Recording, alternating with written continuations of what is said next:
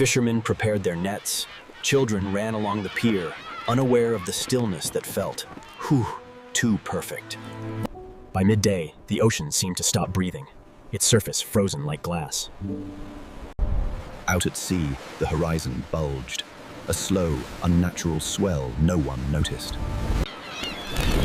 Seabirds screamed and vanished inland Finland. Nature sensed what humans could not. Then the tide began to pull away, faster than anyone had ever seen. Miles of ocean floor appeared, cracked, alien, littered with corals and shipwrecks unseen for centuries. Thousands ran to the shore, laughing, filming, unaware that the sea was only gathering strength. The wind stopped. The world went quiet. Even the gulls were gone. Far out, a line appeared, dark, growing, and impossibly tall. What looked like a dark cloud was moving, but it wasn't in the sky.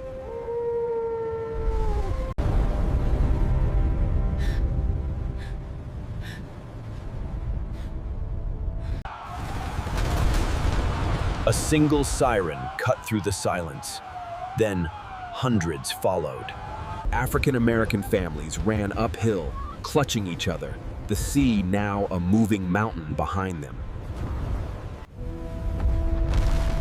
The first touch of the wave shattered everything in its path. Windows burst before the water even arrived, for its pressure alone tearing the city apart.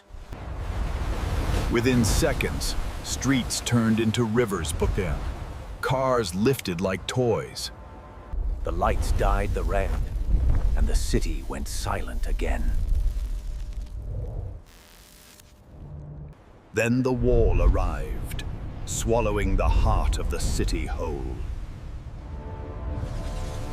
Those who climbed high watched the sea take everything, knowing there was no way down. What had been streets were now canals, the city unrecognizable beneath a layer of shimmering death. Car alarms wailed from beneath the waves, faint echoes of a vanished world. Survivors called out from rooftops, their voices disappearing into endless fog. Rescue teams hovered above the water, but even the air trembled. Then the light faded, the horizon no longer clear, but shifting, alive.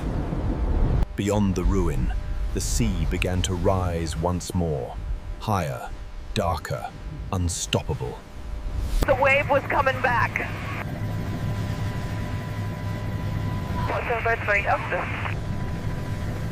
Floodwaters began to rush outward cease, drawn back toward the monster returning. Buildings weakened by the first impact crumbled as the second wave's pull tore their foundations apart.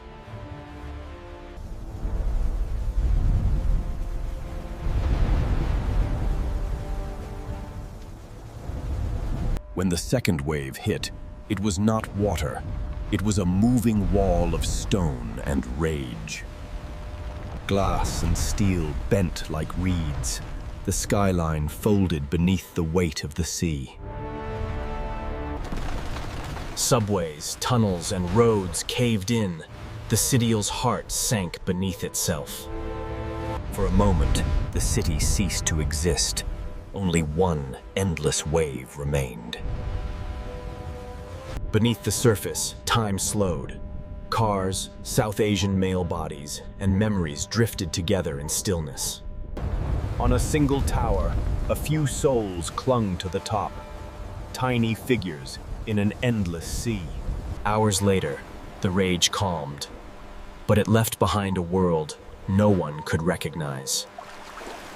Fires burned on floating wreckage, smoke coiling through the mist.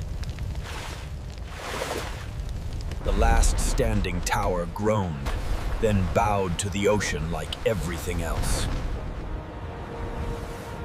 And then, for the first time in days, The world was silent again. By midday, the ocean seemed to stop breathing, its surface frozen like glass. When the sun rose again, it shone on a mirror of ruin. Slowly, the ocean began to draw back, revealing what was left. From the silence, a few survivors stepped into the mud, each print a miracle.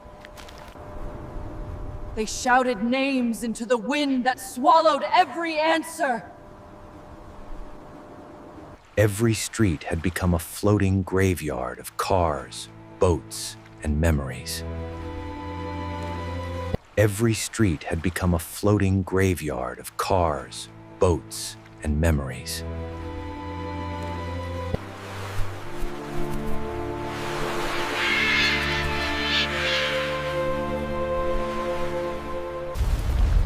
From the hills, the once bright city now looked like a drowned candle.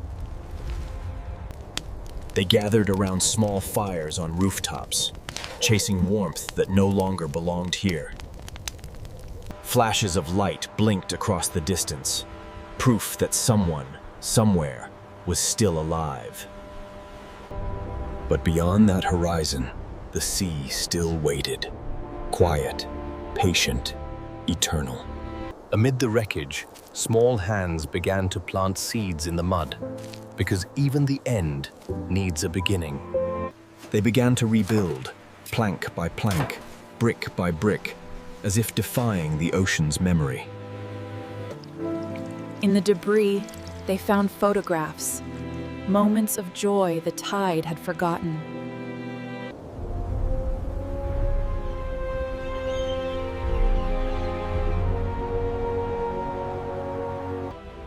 And the laughter of children rose, where screams once echoed.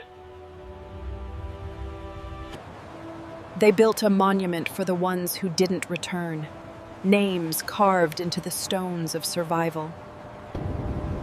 From above, the city was smaller now, but stronger, and still breathing.